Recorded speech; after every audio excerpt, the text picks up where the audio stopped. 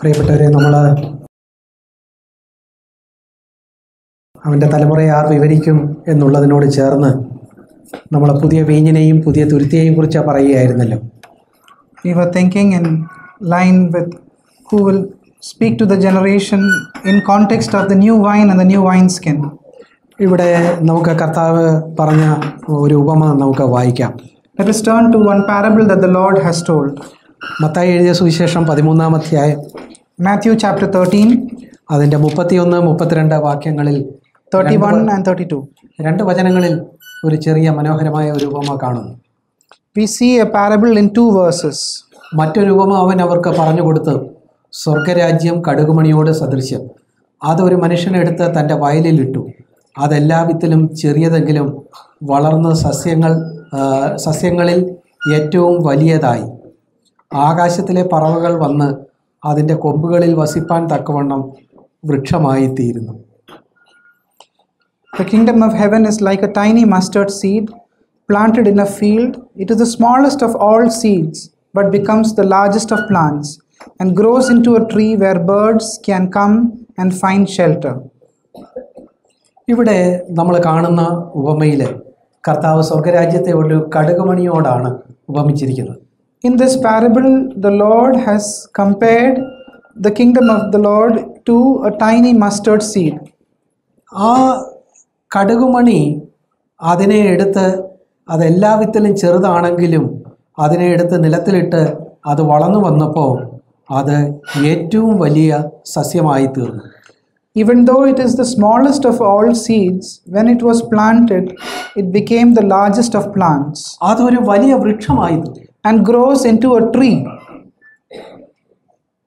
കാര്യങ്ങൾ ഒരു ചെറിയ തുടക്കം, പക്ഷേ അത് ഗംഭീരമായി തീർന്നു. നമുക്ക് വളരെ സന്തോഷം തോന്നുന്ന ഒരു കാര്യമാണ്. When something that is very small, it grows up into a very huge thing, it is something joyful to us. നമ്മൾ വിചാരിക്കുന്നത് ഒരു നല്ല കാര്യമല്ലേ? We will think, is it not a good thing? ഒരു കടുകുമണി, ചെറിയൊരു കടുകുമണി എടുത്തിട്ടു, അത് വലിയൊരു വൃക്ഷമായി തീർന്നു. അനേകം പറവകളും വന്നതിൽ കൂടുകൂട്ടി. A small tiny mustard seed you plant, it becomes a tree, and even the birds are finding shelter in it. എന്നാൽ പ്രിയപ്പെട്ടവരെ, ദൈവം ആഗ്രഹിക്കാത്ത ഒരു വളർച്ച അതൊരിക്കലും ഒരു നല്ല കാര്യമല്ല. But dear brethren, a growth that the Lord did not desire is not a good thing. നമ്മൾ ഒരു കടുക് ചെടിയെക്കുറിച്ച് ചിന്തിച്ചാൽ അത് സത്യത്തിൽ ഒരു കുറ്റിച്ചെടിയായിട്ട് ചില കാലഘട്ടത്തിൽ മാത്രം കുറച്ച് നാളത്തേക്ക് വളർന്ന് നശിക്കേണ്ട ഒരു ചെടിയായിട്ടാണ് ദൈവം വിഭാവന ചെയ്തിട്ടുള്ളത്. The Lord has intended that a mustard seed should grow as a small plant and then die off. ഒരു വൃക്ഷമല്ല, ഒരു ബുഷ് പോലെ, ഒരു കുറ്റിച്ചെടി പോലെ നിൽക്കാനാണ് അതിനെ ദൈവം അങ്ങനെയാണ് അതിനെ വിഭാവന ചെയ്തിട്ടുള്ളത്. The Lord has desired that this mustard seed should like a bush tree. എന്നാൽ ഇവിടെ എന്ത് സംഭവിച്ചു? അതൊരു വലിയ വൃക്ഷമായി തീർന്നു. But what happened over here? This bush tree became a big tree. അതിൻ്റെ അകത്ത് പറവകളും വന്ന് അതിൻ്റെ കൊമ്പുകളിൽ വസിക്കുന്നു. And we see even the birds come and taking shelter in this tree. നമ്മൾ വചനത്തോട് താരതമ്യം ചെയ്യുമ്പോൾ പറവകൾ എന്ന് പറയുന്നത് എന്താ? When we compare scripture to scripture, what does the bird denote? 13-ാം അധ്യായത്തിൻ്റെ തന്നെ 4-ാമത്തെ വാക്യം, വിതയ്ക്കുമ്പോൾ ചിലത് വഴിയരികെ വീണു, പറവകൾ വന്ന് അത് തിന്നുകളഞ്ഞു. In the same chapter, verse 4, we see, as he scattered the seeds, the birds came and ate it. ഈ കർത്താവ് പറഞ്ഞ 13-ാം അധ്യായത്തിൽ ആദ്യം പറഞ്ഞ ഈ വിതയ്ക്കുന്നവൻ്റെ ഉപമയിൽ വഴിയരികെ വീണ വിത്തുകളെ പറവകളാണ് വന്ന് കൊത്തിക്കൊണ്ടു പോകുന്നത്. In the parable of the sower, the seeds that were sown, it was the birds that came and took it away. മറ്റു പല ഉപമകളും നമുക്ക് കർത്താവ് വ്യാഖ്യാനിച്ചിട്ടില്ല, പക്ഷേ ഈ ആദ്യത്തെ ഉപമ കർത്താവ് തന്നെ വ്യാഖ്യാനിച്ചിട്ടുണ്ട്. Many the other parables we don't see the Lord explaining it, but this parable Jesus is explaining it. അവിടെ കർത്താവ് അതിനെ വിശദീകരിക്കുമ്പോൾ അതിൻ്റെ 13-ന്റെ 19-ാമത്തെ വചനത്തിൽ പറവ എന്ന് പറഞ്ഞാൽ എന്താണ് എന്ന് കർത്താവ് വ്യക്തമാക്കുന്നു. And in verse 19, The Lord is telling what that bird denotes, represents. ഒരുത്തൻ രാജ്യത്തിൻ്റെ വചനം കേട്ടിട്ട് ഗ്രഹിക്കാഞ്ഞാൽ ദുഷ്ടൻ വന്ന് അവൻ്റെ ഹൃദയത്തിൽ വിതയ്ക്കപ്പെട്ടത് എടുത്തു കളയുന്നു. ഇതത്രേ വഴിയരികെ വിതയ്ക്കപ്പെട്ടത്. The seed represents the heart of a man who hears the good news about the kingdom. Then Satan comes and snatches away the seeds from his heart. കണ്ടോ? അപ്പോൾ ഈ പറവ എന്തിനെയാ പ്രതിനിധാനം ചെയ്യുന്നു? So what does the bird represent? അത് ദുഷ്ടനെയാ പ്രതിനിധാനം ചെയ്യുന്ന, പിശാചിനെയാ പ്രതിനിധാനം ചെയ്യുന്നു. It is representing Satan. അങ്ങനെയുള്ള പറവ ഈ കടുക് വൃക്ഷത്തിൽ വന്ന് കൂടുകൂട്ടി. That bird is coming and taking shelter in the mustard tree. അപ്പോൾ അത് നല്ലൊരു കാര്യമാണ്. So is it a good thing or not? അതുപോലെ തന്നെ കടുക് ഒരു കുറ്റിച്ചെടി എന്ന് പറയുന്നത് ഒരു സീസണിൽ മാത്രം ജീവിച്ച് അസ്തമിക്കാനായിട്ടുള്ളതാണ്. That mustard bush is only meant to grow in a particular season and then die off. എന്നാൽ അത് വളർന്നു വൻ വൃക്ഷമായി സകല സസ്യങ്ങളിലും വെച്ച് വലുതായി തീർന്നു എന്ന് പറയുമ്പോൾ ലോകത്തിൻ്റെ ദൃഷ്ടിയിൽ അത് മഹത്താണെങ്കിലും ദൈവത്തിൻ്റെ ദൃഷ്ടിയിൽ അതെന്തല്ല, അത് മഹത്തായ ഒരു കാര്യമല്ല. This tree, when it is told that it has grown up into the biggest of all trees, according to the world, even though it was a good thing, in the eyes of God, it is not the right thing. നമുക്കും ഒരു ആത്മീയ വിവേചനമില്ലെങ്കിൽ വലിയതൊക്കെ വലിയ ദൈവത്താലുള്ള അനുഗ്രഹമാണെന്ന് അങ്ങ് ചിന്തിച്ചു. If we don't have spiritual discernment, we can think everything that is big are from God. ചിലർ പറയില്ലേ, അവർ 2-3 പേര് തുടങ്ങിയതാ, ഇപ്പോൾ കാണുന്നു 10 മണിയാകുമ്പോഴത്തേക്ക് എത്ര വണ്ടികളാണ് വരുന്നത്, എത്ര പേരാ വരുന്നത്, വലിയ വൃക്ഷമായി. Some people tell like this, they began with 2-3 people, but today look at them. By 10 o'clock, how many cars have come? So big that church has grown into. ഒരു വലിയ ഒരു കാര്യത്തെക്കുറിച്ച് വെളിപ്പാട് പുസ്തകം 18-ാം അധ്യായത്തിൽ പറഞ്ഞിട്ടുള്ളത് നിങ്ങൾ ശ്രദ്ധിച്ചിട്ടുണ്ടോ? Have you noticed something with regard to a big thing that is mentioned in the book of Revelation? അതിൻ്റെ 2-ാമത്തെ വാക്യം അവൻ ഉറക്കെ വിളിച്ചു പറഞ്ഞത്, വീണുപോയി, മഹതിയാം ബാബിലോൺ വീണുപോയി. Chapter 18:2. വെളിപ്പാട് 18:2. And he cried out with a mighty voice, saying, Fallen, fallen is Babylon the Great. Babylon the great, മഹത്താണ് ബാബിലോൺ. Babylon the Great has fallen. പ്രിയപ്പെട്ടവരെ, വലുതെല്ലാം മഹത്തായതെല്ലാം ദൈവത്താൽ അംഗീകരിക്കപ്പെട്ടതാണ് എന്ന് നമ്മൾ കരുതി പോകരുത്. Dear brothers, don't think that everything that is great and big has been accepted by God. Don't think like that. ദൈവിക കാര്യങ്ങൾ ദൈവത്തിൻ്റെ പ്ലാൻ അനുസരിച്ച് നടക്കാവൂ. The Lord's things should only go according to the Lord's plan. ദൈവത്തിൻ്റെ പദ്ധതിക്ക് അപ്പുറത്തായിട്ടുള്ള ഒരു വലിയ വളർച്ച അത് ദൈവം ആഗ്രഹിക്കുന്ന ഒരു വളർച്ചയല്ല. Having a growth more than what the Lord desires is not something that is good in the eyes of the Lord. നമ്മൾ പറഞ്ഞതുപോലെ ഒരു കടുക് ചെടി ഒരു സീസണിൽ മാത്രം നിന്ന് പോയാൽ അത് അല്പം മാത്രമേ അതിൻ്റെ വേര് ഈ മണ്ണിലേക്ക് ആഴ്ത്തുന്നുള്ളൂ. Just as we thought about that mustard plant, if it goes in its season, the roots of that mustard plant will only go to a very shallow level. അത്യാവശ്യം ഒരു നിലനിൽപ്പ് അതിനു വേണ്ട കാര്യത്തിൽ മാത്രമേ ഈ മണ്ണുമായിട്ട് ഭൂമിയുമായിട്ട് ബന്ധപ്പെടുന്നുള്ളൂ. That plant will only be connected to the soil of this earth only for its sustenance. പ്രിയപ്പെട്ടവരെ, നമ്മളെ ഒരു ഭൂമിയിൽ നമ്മൾ പല തൊഴിലുകൾ ചെയ്യുന്നു. നമുക്കിതിനെക്കുറിച്ചുള്ള കാഴ്ചപ്പാട് എന്താ? We are doing many works in this world. What is our perspective on all these things? നമുക്ക് അത്യാവശ്യത്തിന് ഒരു പാട്ടില്, മലയാളത്തിലൊരു പാട്ടില് പറയുന്നുണ്ട്, അല്പം വെള്ളം ദാഹിക്കിൽ അല്പം ഭക്ഷണം കഴിക്കാൻ. അങ്ങനെ ഒരു പാട്ട് ഉണ്ട്. There is a song in Malayalam which is telling, only little is needed for my thirst and only little is needed for my satisfying of my hunger. നമ്മുടെ ദാഹം തീർക്കാൻ അല്പം വെള്ളം വേണം, നമുക്ക് വിശപ്പടക്കാൻ അല്പം ഭക്ഷണം വേണം.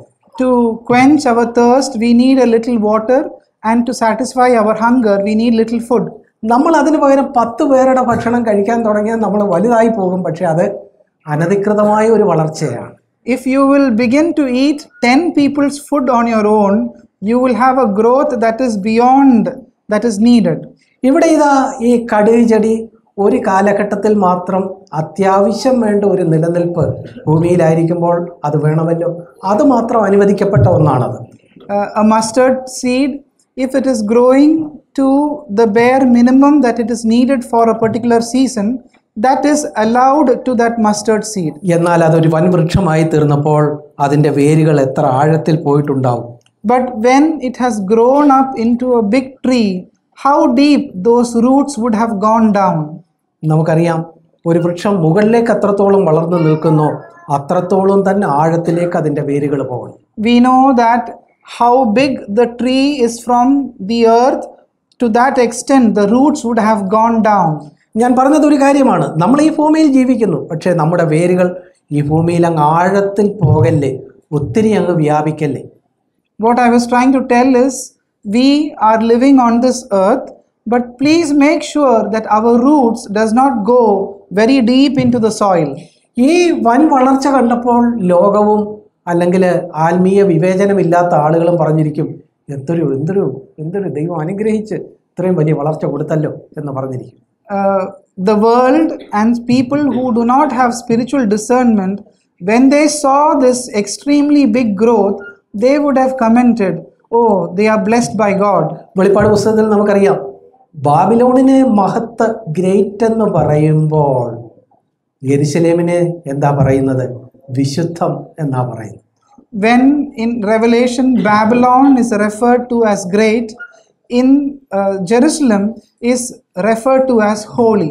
ഹോളി സിറ്റി, വിശുദ്ധ നഗരം, അതാണ് യെരുശലേമിനുള്ള വിശേഷണം. യെരുശലേമിന് മഹത്ത് എന്ന് വിശേഷണമില്ല, മഹത്ത് എന്ന വിശേഷണം ബാബിലോണിനാണ്.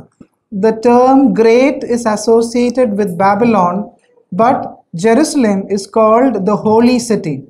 പ്രിയപ്പെട്ടവരെ, ഇവിടെ ഈ വളർച്ച ദൈവം ആഗ്രഹിക്കുന്ന ഒരു വളർച്ചയല്ല. Dear brothers, this is not a growth that the Lord desires. അതിൻ്റെ തൊട്ട് താഴെയുള്ള വാക്യത്തിൽ നമ്മൾ വായിച്ച ആ സ്ത്രീ ഒരല്പം പുളിമാവ് എടുത്ത് 3 പറ മാവിൽ അടക്കി വെച്ചപ്പം മാവ് മുഴുവൻ പുളിച്ചു വന്നപ്പോൾ നമ്മൾ വിചാരിച്ചു അതൊരു നല്ല കാര്യമാണ്. In the below parable, when we saw that the woman who is kneading the dough, when all the dough became leavened, we thought that it is something very good. ചിലരതിനെ അങ്ങനെ വ്യാഖ്യാനിക്കാറുണ്ട്. അതായത് സുവിശേഷം ഒരു ചെറിയ നിലയിൽ ഈ ഭൂമിയിലേക്ക് വന്നു, അതങ്ങ് വ്യാപിച്ച് പട്ടണത്തിലുള്ളവരെല്ലാം ക്രിസ്ത്യാനികളായി തീർന്നു.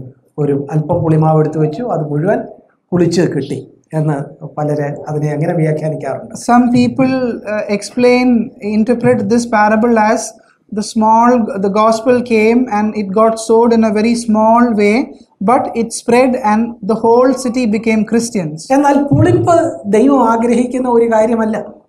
Leavening is not something that the Lord desires. പുളിപ്പ് നിങ്ങളുടെ ഇടയിൽ നിന്ന് നീക്കിക്കളവി. The Lord tells to remove all the things that are leavening. പഴയ പുളിമാവ് കൊണ്ടല്ല, സ്വച്ഛതയുള്ള പുതിയ രീതി കൊണ്ട് അങ്ങനെ ഉത്സവം ആചരിക്കുന്നതിനെ കുറിച്ചൊക്കെ നമ്മൾ വായിക്കുന്നു. We refer to of the celebrations is to be celebrated not with the old leaven but with the new things. അതുപോലെ തന്നെ പഴയ നിയമത്തിൽ പുളിച്ചതൊന്നും കാണരുത് എന്ന് വളരെ വ്യക്തതയോടെ പറയുന്നു.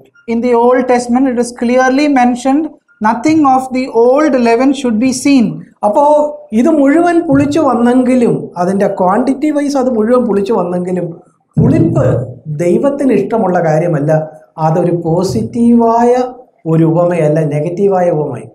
This parable is not a positive parable, but it is told in a negative sense that even though it became a very big quantity, it is not something that is acceptable to the Lord.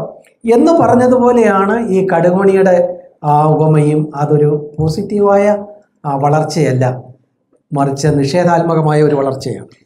In the same manner, this growth of the mustard seed into a big tree is not a positive appreciable thing but a negative thing. നമ്മൾ ഈ കടുകുമണിയുടെ ഉപമ കർത്താവ് പറയുന്ന 13-ാം അധ്യായത്തിൽ പറയുന്ന 3-ാമത്തെ ഉപമയാണല്ലോ. This is the third parable that the Lord is telling in Matthew chapter 13. വെളിപ്പാട് പുസ്തകം 2-ാം അധ്യായത്തിൽ മൂന്നാമത്തെ സഭയെക്കുറിച്ച് പറയുന്നതിനെ ഇതിനോട് നമുക്കൊന്ന് താരതമ്യം ചെയ്ത് നോക്കാം. Let us compare this parable with the third church in the book of Revelation. നേരത്തെ നമ്മൾ 4-ാമത്തെ ഉപമയെ 4-ാമത്തെ സഭയോട് ചേർത്ത് ചിന്തിച്ച് ഇസബേലിനെ കുറിച്ച് പറഞ്ഞു.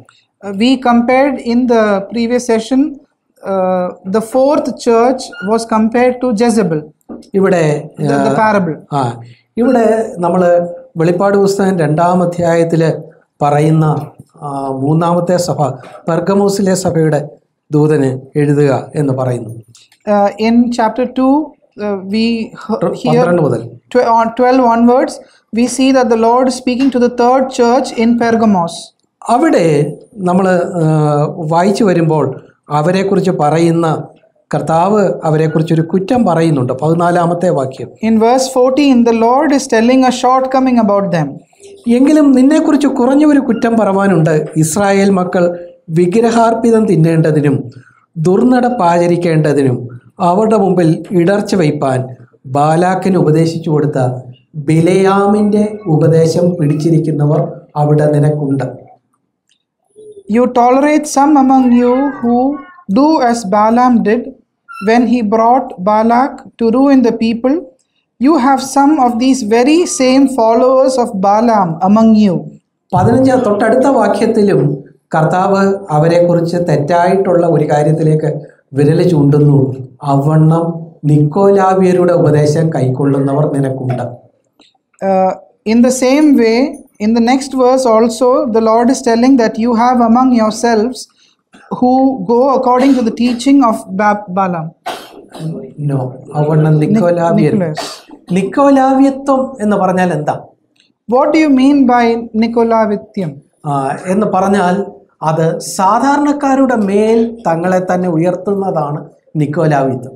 It means that you are exalting yourself above the normal people. നമ്മളെല്ലാം സഹോദരന്മാരെന്ന് വിളിച്ചിരിക്കുന്നു. We are all called as brothers. നമ്മളെല്ലാം രാജകീയ പുരോഹിത വർഗമാണ്. We are all part of the royal priesthood.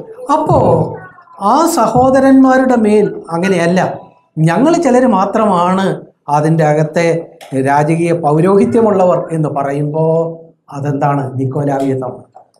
But when some are telling that we are special people, special priests, that is called Nicolaitism. അതുപോലെ തന്നെ നമ്മൾ ബിലയാമിൻ്റെ ഉപദേശത്തെക്കുറിച്ച് കാണുന്നുണ്ടല്ലോ. We also see about the teaching, the followers of Balaam. ബിലയാമിൻ്റെ പ്രശ്നം എന്തായിരുന്നു? What was the problem of Balaam? ബിലയാമിന് ഒരു ദൈവത്തിൻ്റെ പ്രവാചകൻ എന്നൊരു പേരുണ്ടായിരുന്നു. Balaam had a name to himself as a prophet of God. ഒരു കാലഘട്ടത്തിൽ ഒരു പക്ഷേ ദൈവത്തിൻ്റെ ഒരു പ്രവാചകനായി ആ തലമുറയിലായിരുന്ന ആളുമായിരിക്കാം. He could have been a servant of the Lord in his time. എന്നാൽ ദൈവത്തിൻ്റെ ജനമായ ഇസ്രായേൽ വന്നപ്പോൾ അവരെ എങ്ങനെയെങ്കിലും ഇല്ലാതാക്കാൻ ബാലാക്ക് ആഗ്രഹിച്ചു. ഒരു ജാതീയ രാജാവ് ആഗ്രഹിച്ചു. When the people of Israel came, Balak, a Gentile king, wanted to somehow destroy the people of Israel. ഈ ഇസ്രായേൽ മക്കളെ ശപിക്കാനായിട്ട് ബിലയാമിന് കൈക്കൂലി കൊടുത്താൽ കൊണ്ടുവരുന്ന കഥയൊക്കെ നമ്മൾ വായിച്ച് ചിരിക്കാനായിട്ട് നമുക്ക് പഴയ നിയമത്തിൽ എഴുതി വെച്ചിട്ടുണ്ട്.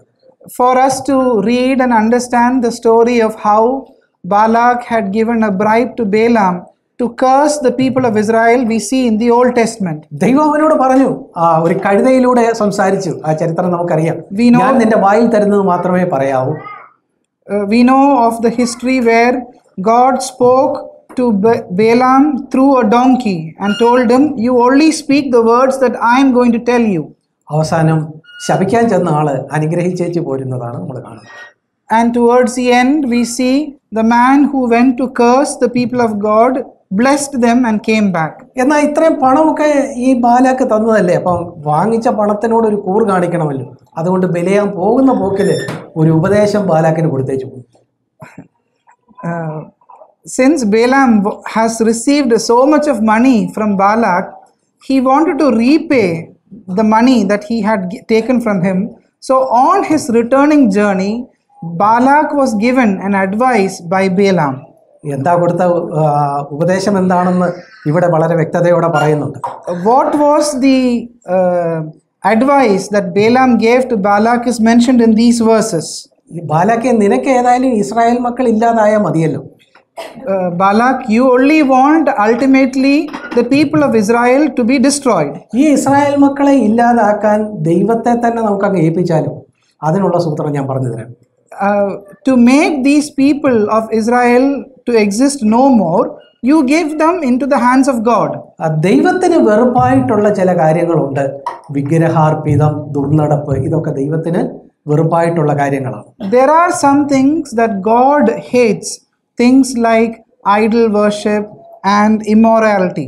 നീ ഒരു കാര്യം ചെയ്യേ, ദൈവത്തിന് ഇവരോട് വെറുപ്പ് തോന്നത്തക്കവണ്ണം ഇവരെ വിഗ്രഹാർപ്പിതം ആചരിക്കാനും ദുർനടപ്പ് ആചരിക്കാനും തക്ക കാര്യങ്ങൾ ചെയ്തു കൊടുക്കുക. അപ്പോൾ അവർ തന്നെ തെറ്റിപ്പോയി, ദൈവം അവർക്ക് എതിരായിത്തീരും. പോകുന്ന പോക്കിൽ ബിലാം ഒരു ഉപദേശം കൊടുത്തിട്ട് പോയതാണ്. So as he was parting from Balak, he gave this tip or an advice to Balak that if you will do the needful thing for the people of Israel to start committing adultery and doing immoral deeds, God himself will punish them because the people have gone astray. ഇവിടെ പെർഗമോസിലെ സഭയ്ക്ക് എഴുതുമ്പോൾ അവിടെ പറഞ്ഞിരിക്കുന്നു, ഈ ബിലയാമിൻ്റെ ഉപദേശം പിടിച്ചിരിക്കുന്ന ചിലർ നിനക്കുണ്ട്.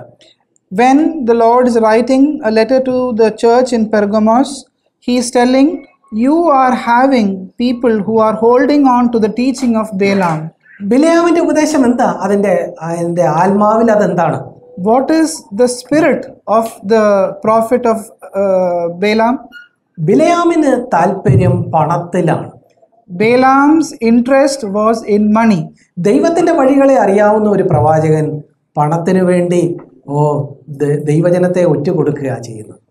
A prophet of God who has a love for money is betraying the people of God for money. കണ്ടോ, ആ ഉപദേശം പിടിച്ചിരിക്കുന്ന ചിലർ നിനക്കുണ്ട് എന്നുള്ളത് അവർക്കെതിരെ ഒരു ആരോപണമായിട്ടാണ് പെർഗമോസിലെ സഭയ്ക്കെതിരെ പറയുന്നത്. It is as an accusation from the Lord that the Lord is telling to the church in Pergamos that you are having people who are having the spirit of Balaam. അതുപോലെ തന്നെ സഹോദരന്മാരുടെ മേളിൽ നിന്നെ തന്നെ ഉയർത്തുന്ന നിക്കോലാവ്യത്വവും അവർക്കെതിരെയുള്ള ഒരു ആരോപണമായിട്ടാണ് പരിശുദ്ധാത്മാവ് രേഖപ്പെടുത്തിയിരിക്കുന്നത്. Even the Lord is telling as something as an accusation against this church that you are having people who exalt themselves more than the brethren like the Nicolaitans. പ്രിയപ്പെട്ടവരെ, ഈ ബിലയാം പണം എന്നുള്ള കാര്യം നമുക്ക് അല്പനേരം ഇതുമായിട്ട് ചേർത്ത്, നമ്മൾ പറഞ്ഞു വന്നതുമായിട്ട് ചേർത്ത് ചിന്തിക്കാം. Let us think about Balaam and money in the line of what we were thinking. സത്യത്തിൽ ലോകത്തിലെ രണ്ട് യജമാനന്മാരേ ഉള്ളൂ. In the world, truly there are only two masters. ഒന്ന് ദൈവവും മറ്റേത് സാത്താനും എന്നാണോ നിങ്ങൾ കരുതുന്നത്? We think it is one God and the other is Satan. എന്നാൽ കർത്താവായ യേശു ക്രിസ്തു അങ്ങനെയല്ല പറഞ്ഞത്. ലൂക്കോസിന്റെ സുവിശേഷം 16-ാമത്തെ അധ്യായം അതിൻ്റെ 13-ാമത്തെ വചനം നോക്കുക. But when we turn to Luke chapter 16 verse 13, it is not like this how Jesus told. രണ്ട് യജമാനന്മാരെ സേവിപ്പാൻ ഒരു ഭൃത്യനും കഴിയുകയില്ല. ഒടുവിൽ പറയുന്നു, നിങ്ങൾക്ക് ദൈവത്തെയും സാത്താനെയും എന്നല്ല പറയുന്നത്, ദൈവത്തെയും പണത്തെയും സേവിപ്പാൻ കഴിയുകയില്ല. The Lord is not telling you can't serve both God and Satan, but he is telling you can't serve God and money. അപ്പോൾ പണമെന്ന് പറയുന്നത് അത്ര കൊച്ചു കാര്യമല്ല. So money is not something that is very insignificant. അത് പിശാചിന് പകരം നിൽക്കുന്ന, സാത്താന് പകരം നിൽക്കുന്ന ഒരു കാര്യമാണ് Mammon. So money is something that you can replace in the place of devil. നമുക്കൊക്കെ ഏതെങ്കിലും ഒരു യജമാനനെ സേവിക്കാനേ ഒക്കുള്ളൂ. All of us can only serve any one of the masters. ഇത് പറയുമ്പോഴും കർത്താവ് പറഞ്ഞതിനേക്കാളും മിടുക്കന്മാരാകാനാണ് നമ്മളിൽ പലരും നോക്കുന്നത്. Even when we are listening to this, we are trying to be more cleverer than the Lord. നമുക്ക് രണ്ടുപേരെ ഒരേ സമയത്ത് അങ്ങ് സേവിച്ച് രണ്ടിൽ നിന്നുമുള്ള ഗുണം എടുക്കാം. We will think We will serve both the masters and enjoy the benefits of serving both the masters. അങ്ങനെ പറ്റുകയില്ലെന്ന് കർത്താവ് പറഞ്ഞിരിക്കുകയാണ്. രണ്ട് യജമാനന്മാരെ സേവിപ്പാൻ ഒരു ഭൃത്യനും കഴിയുകയില്ല. അവൻ ഒരുവനെ പകച്ചും മറ്റവനെ സേവിക്കും, അല്ലെങ്കിൽ ഒരുത്തനോട് പറ്റി ചേർന്ന് മറ്റവനെ നിരസിക്കും. നിങ്ങൾക്ക് ദൈവത്തെയും മാമോനെയും സേവിപ്പാൻ കഴിയുകയില്ല. But the Lord is clearly telling, neither you or anyone can serve two masters. You will hate one and show loyalty to the other, or else the other way around. ഒരു അർത്ഥശങ്കയ്ക്കിടയില്ലാതെ വണ്ണം എത്ര വ്യക്തതയോടെ പറഞ്ഞ് അവസാനിപ്പിക്കുകയാണ്. സേവിപ്പാൻ കഴിയുകയില്ല, full stop. Without leaving any room for any kind of doubt, the Lord is telling, you can't serve, and full stop. ഇന്ന് പലരും ആ കാര്യത്തെ ക്രിസ്തീയ ലോകത്ത് പലരും ആ നിലയിൽ കാണുന്നുണ്ടോ? In the Christendom today, are many people seeing it like this? പ്രിയപ്പെട്ടവരെ, കർത്താവിൻ്റെ ഒരു തലമുറയായിട്ട് ഈ കാലഘട്ടത്തിൽ നമ്മൾ നിൽക്കണമെന്നുണ്ടെങ്കിൽ ഈ കാര്യത്തെക്കുറിച്ച്, പണത്തെക്കുറിച്ച് കർത്താവിൻ്റെ കാഴ്ചപ്പാട് നമുക്കുണ്ടായിരിക്കണം. Dear brethren, if you want to stay as the Lord's people in this generation, we should have the same perspective of money. നമ്മൾ ഇന്നത്തെ കാലഘട്ടത്തിൽ പണം എന്ന് പറയുന്നത് ദൈവത്തിൻ്റെ ഒരു അനുഗ്രഹമാണ് എന്ന് ഒരു ടീച്ചിങ് നിലവിലുണ്ട്. In this generation, there is a teaching that money is from God. നമ്മൾ പലപ്പോഴും പല കാര്യങ്ങളോട് അടുത്ത് വരുമ്പോൾ ദൈവം നമ്മളെ സ്നേഹിക്കുന്നു എന്നുള്ളതിനൊരു തെളിവായിട്ട് സാമ്പത്തികമായിട്ട് നമ്മൾ അനുഗ്രഹിക്കപ്പെട്ടു എന്നുള്ളതിനെ ചിലരെടുത്ത് പറയാറുണ്ട്. When we come close, some people tell that you have been blessed with money as an example of God's love towards you. എന്നാൽ ദൈവവചനം ഈ കാര്യങ്ങളെക്കുറിച്ച് വളരെ ഗൗരവത്തോടെ രണ്ട് കാര്യങ്ങൾ ഒരേ സമയം പറ്റുകയില്ല. ഒന്ന്, കക്ഷത്തിലിരിക്കുന്നത് പോവുകയും ചെയ്യരുത്, ഉത്തരത്തിലിരിക്കുന്നത് എടുക്കുകയും വേണം എന്നൊരു പഴമൊഴി മലയാളത്തിലുള്ളതുപോലെ പലരും വിചാരിക്കുന്ന ദൈവത്തെയും പണത്തെയും അല്ലെങ്കിൽ ദൈവത്തെയും ലോകത്തെയും ഒരേ സമയം സേവിക്കാൻ കഴിയുമെന്നാണ്. Just like in a proverb, we cannot have both the things in one time. Like that, we cannot serve the Lord and money at one time. യാക്കോബിന്റെ ലേഖനം 4-ാം അധ്യായം നോക്കുക. 4-ാം അധ്യായം, James chapter 4, അതിന്റെ 4-ാമത്തെ വാക്യത്തിലേക്ക് വരുമ്പോൾ രണ്ട് കാര്യങ്ങൾ ഒന്നിച്ച് പറ്റുകയില്ല എന്ന് അവിടെ കൃത്യതയോടെ പറയുന്നുണ്ട്. In verse 4, there is a mention that you can't do two things in one time. വ്യഭിചാരികളായുള്ളവരെ ലോകസ്നേഹം ദൈവത്തോട് ശത്രുത്വമാകുന്നു എന്ന് നിങ്ങൾ അറിയുന്നില്ലയോ? I say to you that you cannot be a friend of God and be an unfaithful wife. ആകയാൽ ലോകത്തിന്റെ സ്നേഹിതനാകുവാൻ ഇച്ഛിക്കുന്നവനെല്ലാം ദൈവത്തിന്റെ ശത്രുവായിത്തീരുന്നു. So, can somebody read? Don't. Anyone who chooses to be a friend of the world becomes an enemy of God. നമ്മുടെ വിചാരം നമുക്ക് ഒരേ സമയം ലോകത്തിൻ്റെയും ദൈവത്തിൻ്റെയും കൂടെ സ്നേഹിതനായി നിൽക്കണം എന്നാണ് നമ്മൾ കരുതുക. We think that we can be a friend of the world and of the Lord at the same time. എന്നാൽ ഇവിടെ പറയുന്നു അത് കഴിയുകയില്ല എന്ന് പറയുന്നു. But here it is clearly mentioned that it cannot be possible. 1 യോഹന്നാൻ 2-ാം അധ്യായത്തിൽ വരുമ്പോൾ അതിന്റെ 15-ാമത്തെ വാക്യം, 1 John chapter 2 verse 15, ലോകത്തെയും ലോകത്തിലുള്ളതിനെയും സ്നേഹിക്കരുത്. ഒരുവൻ ലോകത്തെ സ്നേഹിക്കുന്നുവെങ്കിൽ അവനിൽ പിതാവിന്റെ സ്നേഹമില്ല. Stop loving this evil world and all that it offers you.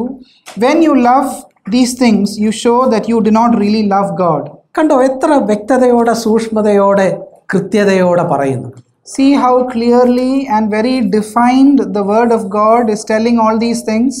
ഗലാത്യർ 1:10 നോക്കുക. ഇപ്പോൾ ഞാൻ മനുഷ്യരെയോ ദൈവത്തെയോ സന്തോഷിപ്പിക്കുന്നത് അല്ല, ഞാൻ മനുഷ്യരെ പ്രസാദിപ്പിക്കാൻ നോക്കുന്നുവോ?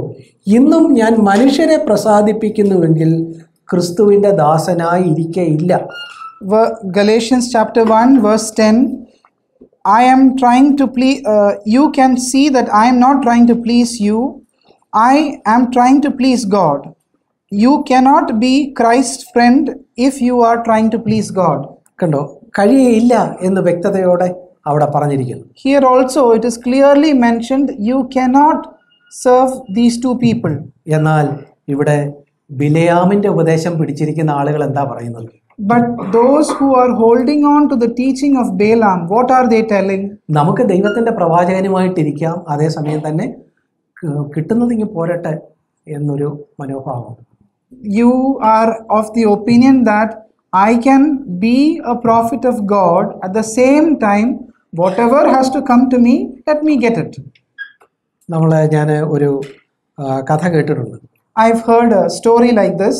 ഒരു ദിവസം ഒരു പാവപ്പെട്ട സ്ത്രീ, വിദ്യാഭ്യാസമില്ലാത്ത ഒരു സ്ത്രീയോട് ഒരാൾ ചോദിച്ചു, ആ തെരുവിൽ നിന്റെ വീട് എവിടാണെന്ന് ചോദിച്ചു.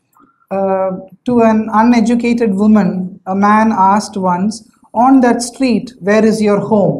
അപ്പോൾ നമ്മൾ ആ സ്ത്രീയോട് ചോദിച്ചത്, ആ തെരുവ്, ആ റോഡിൻ്റെ ഏത് സൈഡിലാണ് നിന്റെ വീട്? So the question that was asked to that woman is, there is a street, on which side is your home? അവൾ കുറച്ചു നേരം ഇങ്ങനെ ആലോചിച്ചു. That woman started to think for some time. എന്നിട്ട് വളരെ നിഷ്കളങ്കതയോടെ പറഞ്ഞു, അത് സാറേ, അത് റോഡിൻ്റെ രണ്ട് സൈഡിലുമാണ് എൻ്റെ വീടെന്ന് പറഞ്ഞു. That woman told, sir, my house is on both the sides of the road.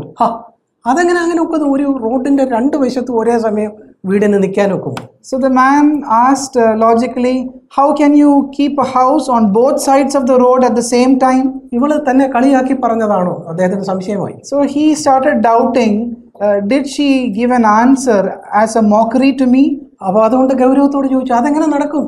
ഒരേ സമയം റോഡിൻ്റെ രണ്ട് വശത്തും ആയിരിക്കുന്നത് എങ്ങനെയാ? നീ അത് പറയാമെന്ന് പറഞ്ഞു. So the man again seriously asked that lady, tell me how you can have a house in both sides of the street at the same time. അപ്പോൾ അവൾ ആ കാര്യം ഇങ്ങനെ വിശദീകരിച്ചു, സാറേ, ഞാൻ ഈ റോഡിലൂടെ അങ്ങോട്ട് പോകുമ്പോൾ എൻ്റെ വീട് റോഡിൻ്റെ എൻ്റെ കൈയുടെ വലതുവശത്താണ്. So that woman told, when I am walking in this direction, my house is on my right hand side. എന്നാൽ അവിടുന്ന് ഇങ്ങോട്ട് വരുമ്പോൾ അത് എൻ്റെ ഇടതുവശത്താണ്. But when I am coming back in the opposite direction, my house is on the left side. അപ്പോൾ വീട് എവിടെ? ഒരേ സമയം വലതുവശത്തും ഇടതുവശത്തുമാണ്. So where is my house? At the same time, it is on the left and also on the right. ഈ സ്ത്രീയെ പോലെയാണ് ഇന്ന് പല ക്രിസ്തീയ ശുശ്രൂഷകരും. Just like this lady itself, many servants of God is behaving. അവർ വിചാരിക്കുന്ന ദൈവം വളരെ കൃത്യതയോടെ പറഞ്ഞു, രണ്ടും കൂടെ നടക്കുകയില്ല എന്ന് പറഞ്ഞു. The Lord has clearly told them that you can't serve both people at the same time. എന്നാൽ അവർ പറയുന്നത് ഒരേ സമയം രണ്ടു വശത്തും ആകാം, രണ്ടു വശത്തും വീടാകാം എന്നാണ് പറയുന്നത്. But they are telling, at the same time I can have a house in both sides. ഇത് ദൈവത്തിൻ്റെ പേരിലാണെന്നുള്ളതാണ് ഏറ്റവും നമ്മളെ വിഷമിപ്പിക്കുന്ന ഒരു കാര്യം. But the thing that is hurting us the most is because all these things are done in the name of God.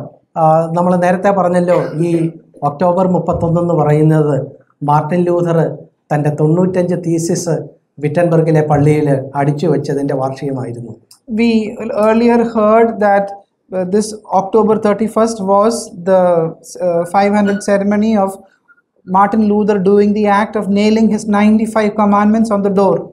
അദ്ദേഹം Roman കത്തോലിക്ക സഭയിലെ ഒരു പുരോഹിതനായിരുന്നു. He was a priest in the Roman Catholic Church. അവിടെ Roman കത്തോലിക്ക സഭയിലെ പുരോഹിതനായിരിക്കെ തന്നെ അതിലൂടെ ദൈവത്തിൻ്റെ രക്ഷയുണ്ട് എന്ന് ആത്മാർത്ഥമായിട്ടും കരുതി യഥാർത്ഥത്തിൽ അതിൽ വിശ്വസിച്ച് മുന്നോട്ട് പോയ ഒരാൾ.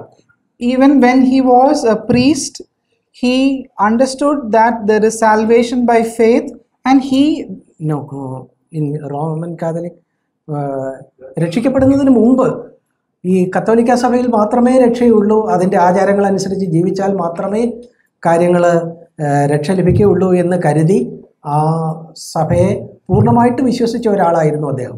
Martin Luther, when he was a priest, he was of the opinion that only if we go by the teachings of the Roman Catholic Church, only then you will get salvation. അന്ന് അദ്ദേഹം യഥാർത്ഥത്തിൽ ദൈവത്തോട് അടുത്ത് വരാൻ ആ കത്തോലിക്ക സഭയുടെ എല്ലാ ആചാരങ്ങളും വെച്ച് ആത്മാർത്ഥമായും ശ്രമിച്ചു. And he, with all sincerity, tried to get close to God according to the rules of the Roman Catholic Church. അങ്ങനെ ശ്രമിച്ചു കഴിഞ്ഞിട്ടും അദ്ദേഹത്തിൻ്റെ ജീവിതത്തിൽ ഒരു ശൂന്യത അനുഭവപ്പെട്ടു. Even after trying with that sincerity also, he experienced an emptiness in his life. അപ്പോൾ അദ്ദേഹം വിചാരിച്ചു ഒരു പക്ഷേ ഞാൻ ഈ ജർമ്മനിയിൽ ഇരുന്ന് ഇങ്ങനെയൊക്കെ ശ്രമിച്ചിട്ടായിരിക്കും കാര്യം കുഴപ്പം. ഒരു വത്തിക്കാനിലൊന്ന് പോയി, ഇവിടെ റോമിലൊന്ന് പോയി, അവിടെ ഈ കാര്യങ്ങളൊന്ന് പ്രാർത്ഥിക്കാം എന്ന് തീരുമാനിച്ചു. So he thought to himself, maybe it is because I am still continuing to live in Germany, I am not able to get close to the Lord. I will go to Vatican City and get close to the Pope over there. അവിടെ ചെന്നപ്പോൾ യെരുശലേമിലെ കർത്താവ് ക്രൂശിലേക്ക് നടന്നു പോയ 7 പടികൾ അവിടെ ആവിഷ്കരിച്ചു വെച്ചിട്ടുണ്ട്. When he went over there, there was the 7 steps that the Lord went toward the cross portrayed over there. അതായത് കർത്താവായ യേശുക്രിസ്തു കാൽവറിയിലേക്ക് നടന്നുപോയ ആ പടികൾ അവിടെ നിന്ന് ഒരു ദൂതൻ എടുത്തുകൊണ്ട് വന്ന് വത്തിക്കാനിൽ വെച്ചു എന്നാണ് സഭ പഠിപ്പിക്കുന്നത്. The church is teaching that it was an angel of God who took those steps that the Lord went towards the cross and kept it in Vatican. That is how the church, the Roman Catholic Church teaches. Martin Luther ഈ 7 പടിയിലെയും ചുംബിച്ച് അതിലൂടെ ഉരുണ്ട് മുകളിലേക്ക് പോയി താഴോട്ടും വന്നു. Martin Luther kissed all these 7 steps. He went up and then he came down the steps. അത് കഴിഞ്ഞിട്ടും അദ്ദേഹത്തിന്റെ ഹൃദയത്തിൽ ഒരു സന്തോഷമില്ല. Even after doing that, he did not experience a joy in his heart. അപ്പോഴാണ് അദ്ദേഹം ഇതിനെന്തെങ്കിലും കുഴപ്പമുണ്ടോ എന്ന് സംശയിക്കാൻ തുടങ്ങിയത്. That is when he started to have a question, is there something wrong over here? അദ്ദേഹം തിരിച്ച് ജർമ്മനിയിലെത്തി. He came back to Germany. ജർമ്മനിയിൽ വന്നപ്പോൾ അദ്ദേഹം ദൈവവചനം പഠിക്കാനായിട്ട് തുടങ്ങി. When he came back to Germany, he started to study the word of the Lord. ദൈവവചനം പഠിച്ചപ്പോൾ അതിലൂടെ ദൈവം അദ്ദേഹത്തിൻ്റെ കണ്ണ് തുറന്നു. അതായത് വിശ്വാസത്താൽ മാത്രമാണ് രക്ഷ എന്നുള്ളത് മനസ്സിലാക്കാൻ കഴിഞ്ഞു. When he studied the word of the Lord opened his eyes and showed him that salvation is only through faith. റോമാലേഖനം നമുക്കറിയാമല്ലോ, ആ ചരിത്രമെല്ലാം ഞാൻ വിശദീകരിക്കുന്നില്ല. I am not explaining all that history to you. എന്നാൽ അങ്ങനെ അദ്ദേഹത്തിന് കൃപയാലാണ് രക്ഷ, വിശ്വാസത്താലാണ് രക്ഷ എന്ന സത്യം അദ്ദേഹത്തിന് മനസ്സിലായി. And he was able to understand that salvation is through faith. അന്ന് ദൈവവചനം വായിക്കാൻ ആ പുരോഹിതന് പോലും അനുവാദം ഉണ്ടായിരുന്നില്ല. അദ്ദേഹം തനിക്ക് മുകളിലുണ്ടായിരുന്ന ഉത്തരവാദിത്തപ്പെട്ട ആളിന് പ്രത്യേക അപേക്ഷ കൊടുത്താണ് ആ ദൈവവചനം എടുത്ത് വായിക്കാൻ അനുവാദം ലഭിച്ചതുപോലും. In those days, even the priest could not read the word of the Lord. He took a special permission from the person above him to read the scriptures. അങ്ങനെയാണ് റോമാലേഖനത്തിൽ നിന്ന് വിശ്വാസത്താലാണ് എൻ്റെ നീതിമാൻ വിശ്വാസത്താൽ ജീവിക്കും എന്ന സത്യം കണ്ടെത്തിയത്. It is through this way he found out from Romans that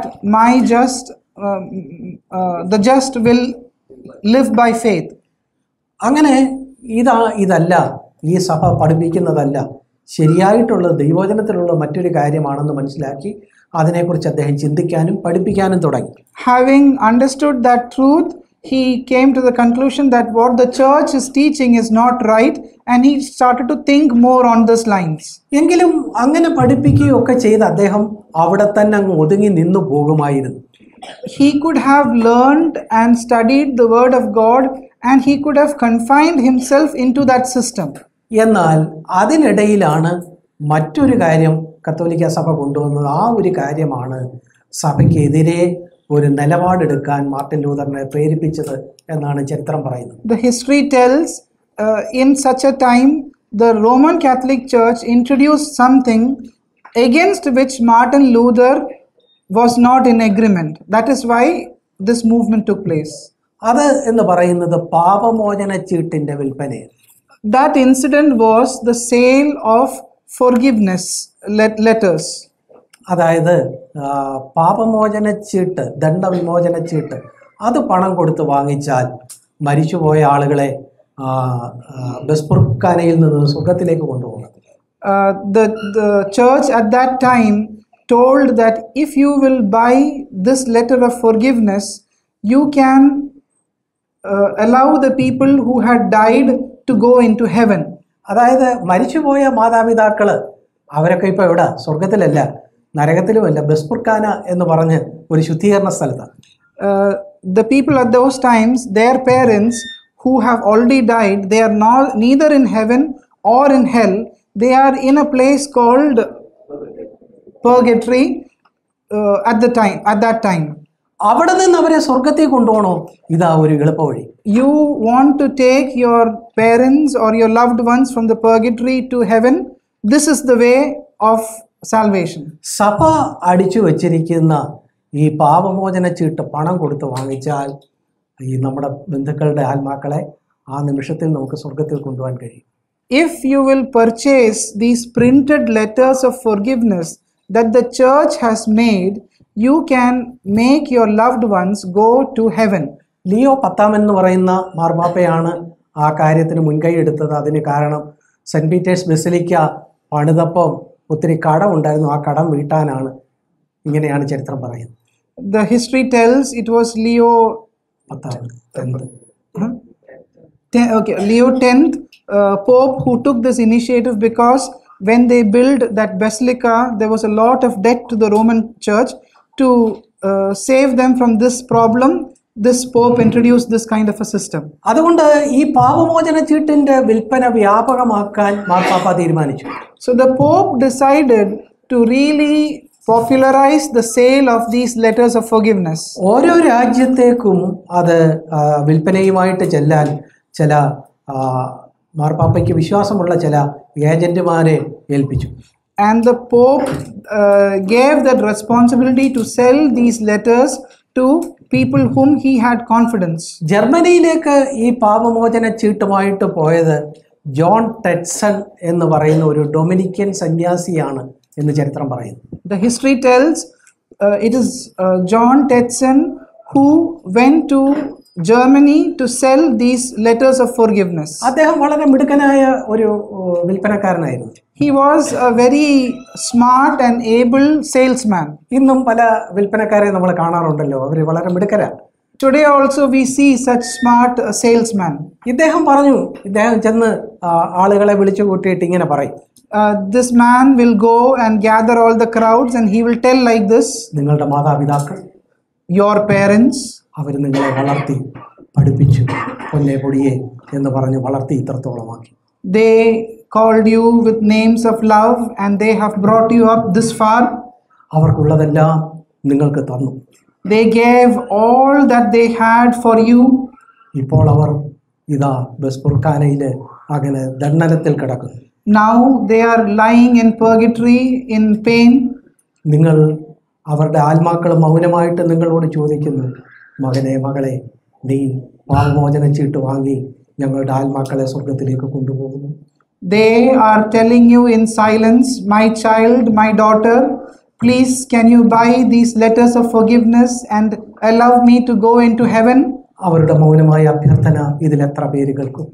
How many of you will listen to their silent prayers? നിങ്ങൾ ഈ പാപമോചന ചീട്ട് വാങ്ങാനായിട്ട് കൊടുക്കുന്ന പണം, the money that you are giving to buy these letters of forgiveness, ആ പണം ഈ ഭണ്ഡാരത്തിൻ്റെ അടിത്തട്ടിൽ ചെന്ന് വീഴുന്ന ഒച്ച കേൾക്കുന്ന നിമിഷത്തിൽ അവരുടെ ആത്മാക്കൾ ബസ്പുർഖാനയിൽ നിന്ന് സ്വർഗത്തിലെത്തും. the moment the coins that you put into this box touches the bottom of that box and the noise comes, your loved ones will move from purgatory into heaven. എത്ര പേർ അതിന് തയ്യാറാക്കും? അവരുടെ മൗനമായ അഭ്യർത്ഥന നിങ്ങൾ എത്ര പേർ കേൾക്കും? How many of you will really give ear to their silent voices? ധാരാളം പേര് മുന്നോട്ട് വന്നതിൽ എന്തെങ്കിലും അത്ഭുതമുണ്ടോ? ഇത്ര നല്ലൊരു വിൽപ്പനക്കാരനായിരുന്നു John ടെറ്റ്സൺ. John Tetson was this good a salesman. Is there any surprise if many people did not come forward? ധാരാളം പേര് മുന്നോട്ട് വന്നു, വിൽപ്പന ഭംഗിയായിട്ട് നടന്നു. Many people came forward and the sales took place very good. Roman കത്തോലിക്ക സഭയിലെ തന്നെ പുരോഹിതനായ മാർട്ടിൻ ലൂതർ വിശ്വാസത്താലാണ് രക്ഷ എന്ന് ദൈവവചനത്തിൻ്റെ അടിസ്ഥാനത്തിൽ മനസ്സിലാക്കി ഇരിക്കുമ്പോഴാണ് ഈ സംഭവം അദ്ദേഹത്തിൻ്റെ കൺമുൻപിൽ നടക്കുന്നത്. When Martin Luther got a revelation that salvation is through faith, at that same moment this incident is happening before his eyes. അദ്ദേഹം ആ ഒരൊറ്റ കാര്യമാണ്, ഈ പാപമോചന ചീട്ടിൻ്റെ വിൽപ്പനയാണ് അദ്ദേഹത്തെ ഈ 95 തീസിസ് ഒക്ടോബർ 31 വിറ്റൻബർഗിലെ പള്ളിയിൽ അടിച്ചുറപ്പിക്കാൻ അദ്ദേഹത്തെ പ്രേരിപ്പിച്ചത് എന്നാണ് ചരിത്രം പറയുന്നത്. The history tells that it was the sale of forgiving letters that encouraged him to nail the 95 commandments on the church, Roman Catholic Church. ദൈവവചനം വളരെ വ്യക്തതയോടെ വിശ്വാസത്താൽ മാത്രമാണ് രക്ഷയെന്ന് പറയുമ്പോൾ പണം കൊടുത്താൽ രക്ഷയുണ്ട് എന്ന് സഭ തന്നെ പഠിപ്പിക്കാൻ തുടങ്ങിയപ്പോൾ പിന്നെ മാർട്ടിൻ ലൂഥറിന് അടങ്ങിയിരിക്കാൻ കഴിഞ്ഞില്ല. When the word of God is telling that salvation is only through faith, but the church is teaching that it can be bought with money, Martin Luther could not remain silent anymore. അദ്ദേഹം ഈ കാര്യത്തിനെതിരെ പരസ്യമായിട്ട് രംഗത്ത് വന്നു. He came in front of the public openly. ജർമ്മനിയിൽ ക്രമേണ ഈ ചീട്ടിന്റെ വിൽപ്പന കുറഞ്ഞു വന്നു. Over a period of time, the sale of these letters in Germany came down. The volume came down. John Tedson വിവരം മാർപ്പാപ്പയെ അറിയിച്ചു. John Tetson informed the Pope of what is happening in Germany. ആദ്യം കത്തോലിക്ക സഭ ഇതിനെ വലിയ ഗൗരവമായിട്ട് എടുത്തില്ല. Initially, the Roman Catholic Church did not take this incident very seriously. അവരെ പറഞ്ഞത് ഞങ്ങളുടെ കത്തോലിക്കയിലെ ഒരു പുരോഹിതനെ വീഞ്ഞിച്ചിര കൂടിപ്പോയി, അതിന്റെ കുഴപ്പം അത് ഇറങ്ങി കഴിയുമ്പോൾ ശരിയായിക്കോളും. They gave the Pope gave an explanation that one of our priests has drunk too much. When the effect of this wine will go away, things will clear up. എന്നാൽ കാര്യങ്ങൾ അത്ര വേഗത്തിൽ ശരിയായില്ല. But as they expected, the things did not clear up. വിമോചന ചീട്ടിന്റെ വിൽപ്പന തീർത്തും കുറഞ്ഞു വന്നു.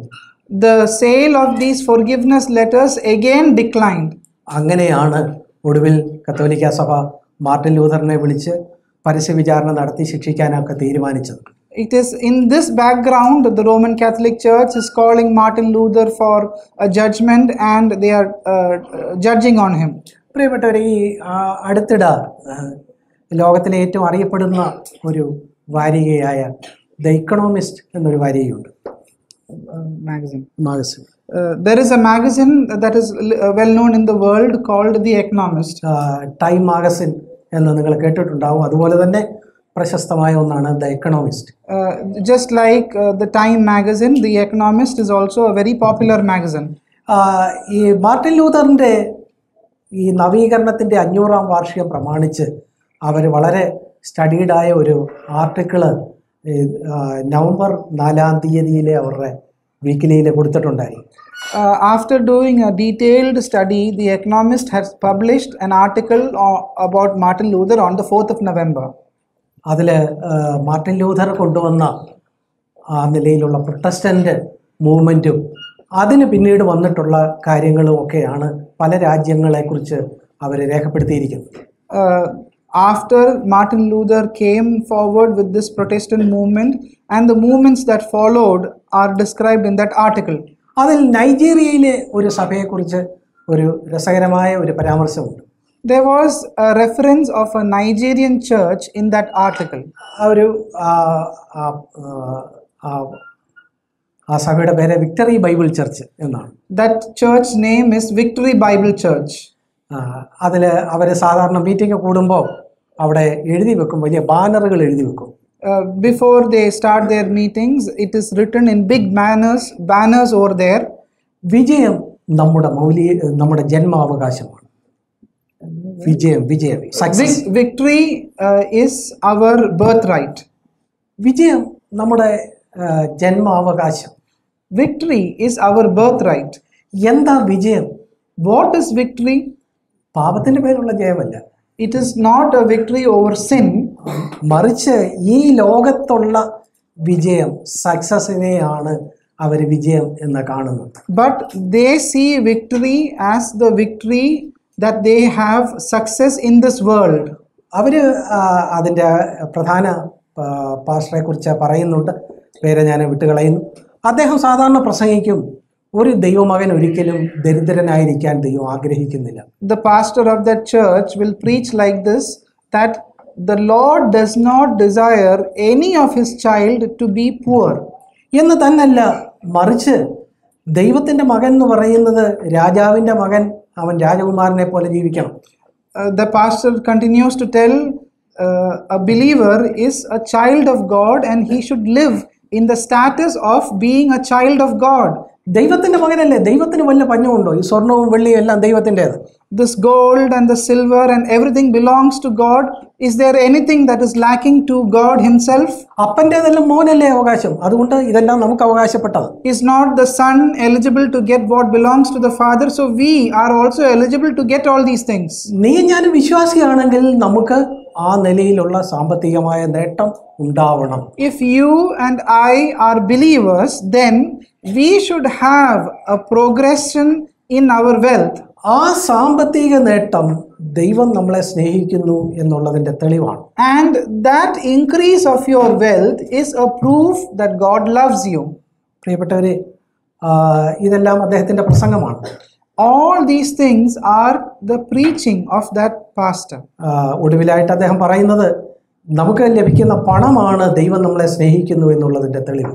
Towards the end, he is telling like this, the money that we receive is the proof that the Lord loves us. അത്രയും പറഞ്ഞിട്ട് ആ ലേഖനകാരൻ പിന്നെ ഒരു അല്പം ആക്ഷേപഹാസ്യമായ സ്വരത്തിൽ അദ്ദേഹം തന്നെ ഒരു കമന്റ് പറയുന്നുണ്ട്. After having written all these in the articles, the author is sarcastically telling like this his comment. ഏതായാലും ഈ പാസ്റ്ററെ ദൈവം സ്നേഹിക്കുന്നു എന്നുള്ളതിന് ഒരു സംശയവുമില്ല. There is no doubt that the Lord loves this pastor. കാരണം അദ്ദേഹത്തിന് ഇത്ര കോടി സമ്പാദ്യമുണ്ട്, കൂടാതെ 4 സ്വകാര്യ വിമാനങ്ങളുമുണ്ട്. This pastor has so much of money in his hand and he also has 4 private jets. ബിലയാമിന്റെ ഉപദേശം പിടിച്ചിരിക്കുന്ന ചിലർ നിങ്ങളുടെ ഇടയിലുണ്ട്. There are some among you who hold on to the teachings of Balaam. നാം ഇന്ന് ക്രിസ്തീയ ലോകത്ത് സത്യസന്ധതയോടെ നോക്കുക, ദൈവം നമ്മെ സ്നേഹിക്കുന്നു എന്നുള്ളതിൻ്റെ തെളിവാണ് പണമെന്നും നാം ആരും ദരിദ്രരായിരിക്കാൻ ദൈവം ആഗ്രഹിക്കുന്നില്ലെന്നും ഒക്കെ നാം കേൾക്കാറുള്ളതല്ലേ. Look around you in the world of Christendom. Are you also not hearing this teaching that God loves you? He does not want you to be poor, and a mark of his love is the increase of your wealth. അതുകൂടാതെ അത് ആ അവകാശം നമുക്ക് ലഭിക്കണമെങ്കിൽ നമ്മൾ എന്ത് വേണം? അതിനൊരു സീഡ് മണി കൊടുക്കണം എന്ന് പഠിപ്പിക്കുന്നു.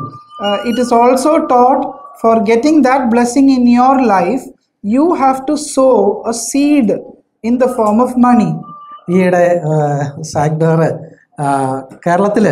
കേരളത്തിൽ നടന്ന ഒരു മീറ്റിങ്ങിൽ സീഡ് മണിക്ക് വേണ്ടി ആഹ്വാനം ചെയ്യുന്നതും ആളുകൾ കൊണ്ടുവന്ന് പണം കൊടുക്കുന്നതിൻ്റെയും വൈറലായ ഒരു വീഡിയോ അയച്ചു തന്നിരുന്നു.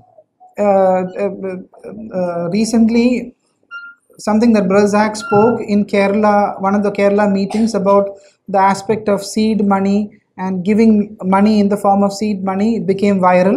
ഒരു സഭയിൽ, ഒരു സുവിശേഷ ഗീത സഭയിൽ ധാരാളം പേര് കൂടിയിട്ടുണ്ട്. In a church, many people have gathered. അപ്പോൾ അതിൻ്റെ പ്രസംഗകൻ പറയുന്നു,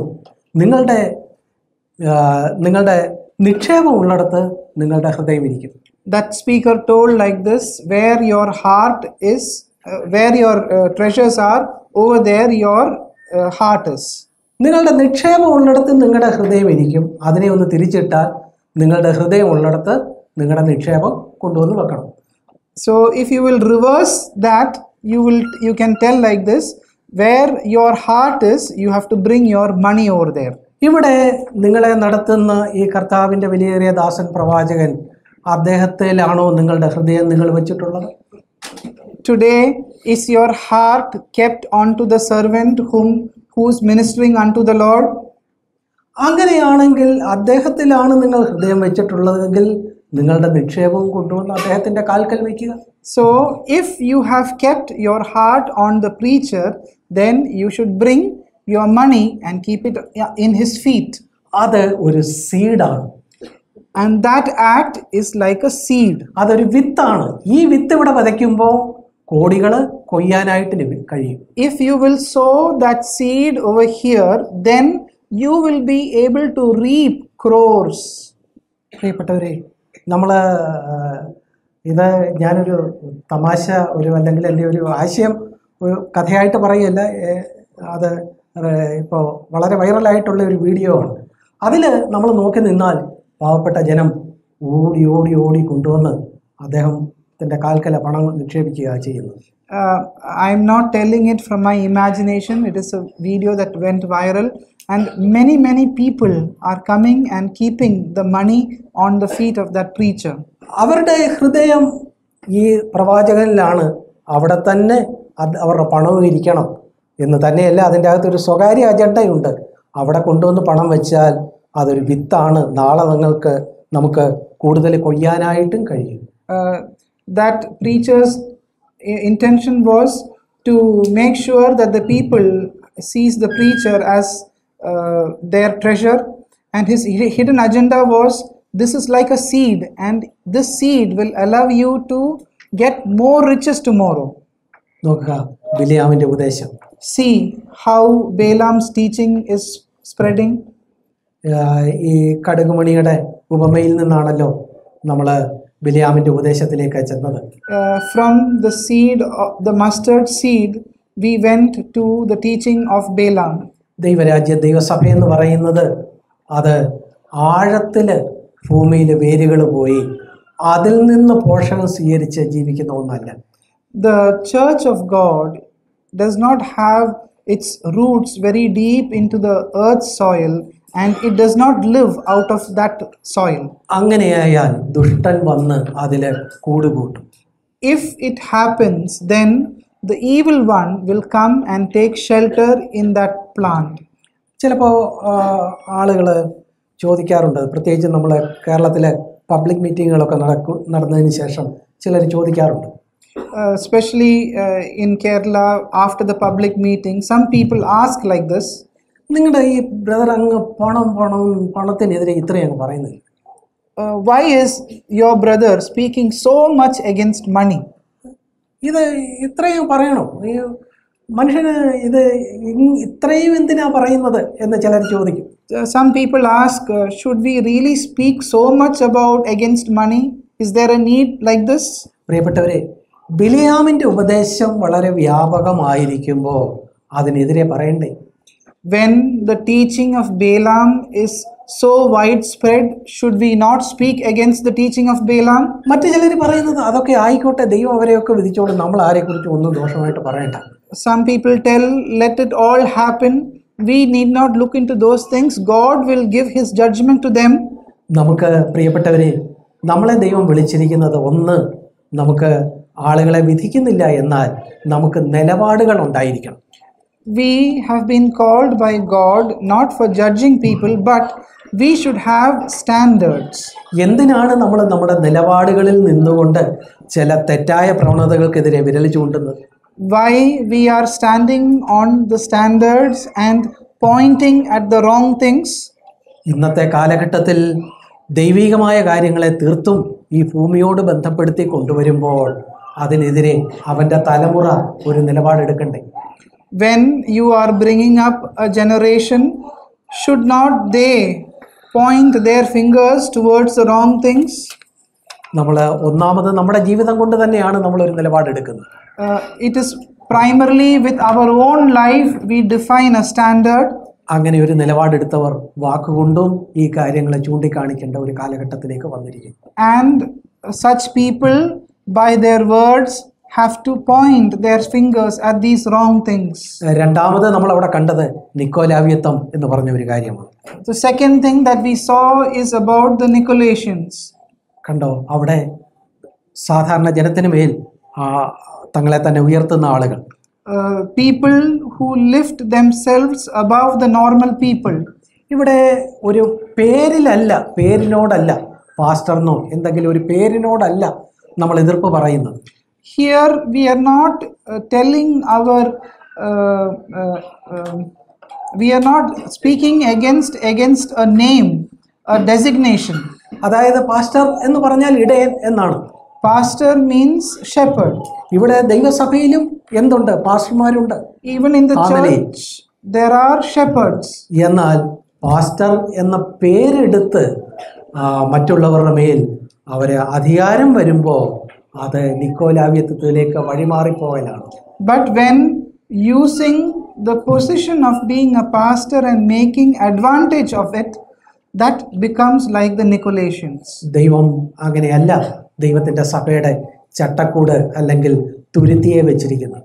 The Lord did not keep the new wineskin like this. ഒരു സംഘടനയുടെ കേന്ദ്രത്തിൽ നിന്ന് ഒരാളെ അയച്ച് ഒരു പ്രാദേശിക സഭയെ ഭരിക്കുന്ന ഒരു കാര്യം നമ്മൾ 1-ാം നൂറ്റാണ്ടിലെ സഭയിൽ കാണുന്നില്ല.